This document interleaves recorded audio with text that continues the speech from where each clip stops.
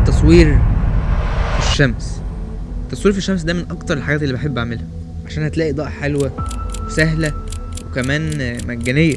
بس عشان تصور في الشمس في كذا حاجة كده محتاج تعرفها الاول. اول حاجة هي الاضاءة الطبيعية. الشمس بتعمل اضاءة طبيعية وقوية وواضحة، وتخلي الوان حقيقية مش زي الاضاءات اللي موجودة.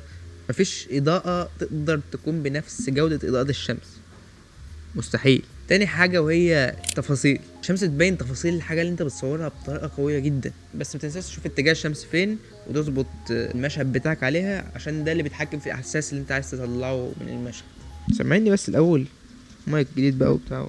تالت حاجة وهي سعر الإضاءة.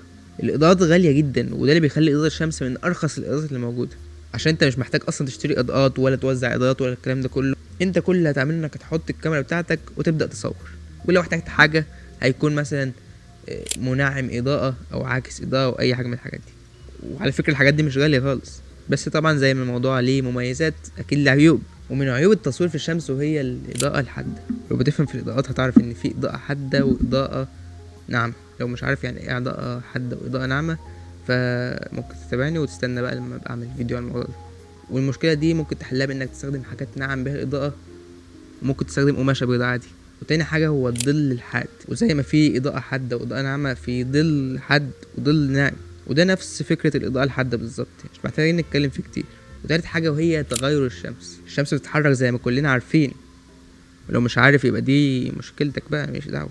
المهم لو انت تصور في الشمس وشايف ان كل حاجه مظبوطه في الكاميرا وبتاع، استنى بس 5 دقايق، بص تلاقي كل حاجه اتلخبطت. وقت الغروب هتلاقي الاضاءه قلت، وقت الشروق هتلاقي الاضاءه زادت، والدنيا اتلخبطت خالص.